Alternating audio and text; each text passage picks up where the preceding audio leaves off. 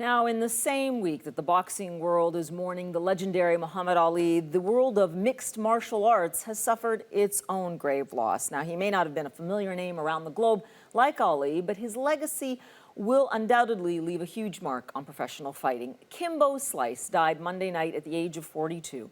The cause of the death is so far unknown. If you've never heard of Kimbo Slice, he rose to fame as a bare-knuckle fighter. Now, internet videos of his amateur street brawls became a viral sensation.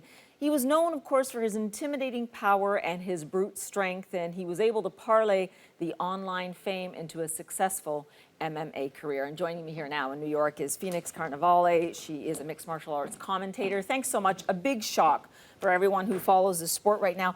But how can you define his legacy? I mean, this was an extraordinary story. I don't know much about the sport, but you know, people were riveted to this first on the internet, and then they really followed him and followed his career. Well, Kimbo Slice was a polarizing figure because he's sort of a rags to riches story if you really think about it as well. And as somebody who loves martial arts and loves martial arts as an art form and also understands it as a combat sport, I originally was not a fan of Kimbo Slice, and he won me over. I wasn't a fan of people taking violence and it getting viral and then, you know, turning it into fighting, and that's how it became famous.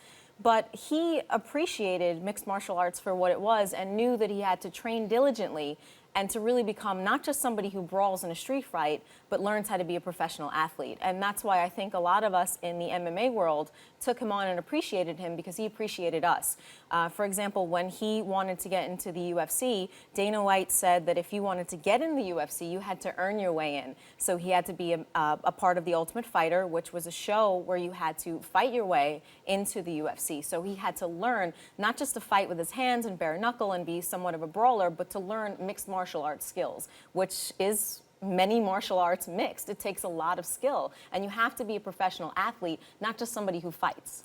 And if you admire that in him, what would you say you would admire about what he gave to mixed martial arts in terms of the growth of this incredible sport over the last few years? Well, you know, he was kind of like a gateway drug. You know, people might have been interested in the violence and the brutality, and then they might have seen the hard work and the discipline and what it's like to be an athlete in that sport. So you might have liked him just because you liked looking at something sensational, and then realized that you had to actually really work hard and you had to be an athlete, and then you realized that he was a charming person and that, you know, maybe he got into fighting because it was all he had.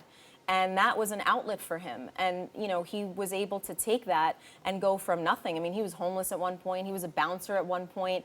You know, he was able to take that skill into an actual career. And that's what many people still appreciate about his story. I mean, we have to mention that in the last few months he had failed a drug test for steroid use. He paid a fine. He was still going to be able to really take part in a huge fight in London, England in the next few months despite that test.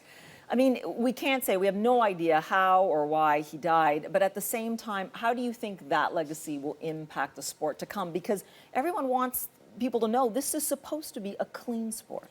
I think that as it becomes more and more popular, there's much more attention to the drug use that's happening. So I've worked primarily with the UFC, and they have instilled strict rules using USADA and things like that. Now, you know, different organizations have different, you know, ways that they handle drug use, but now guys have to test for it and they're fined, and we're really looking into it. What's sad about it is I think the athletes feel pressure to do a lot of these drugs, especially as they get older and your testosterone levels get lower and lower and lower, and we know that he was 42 years old.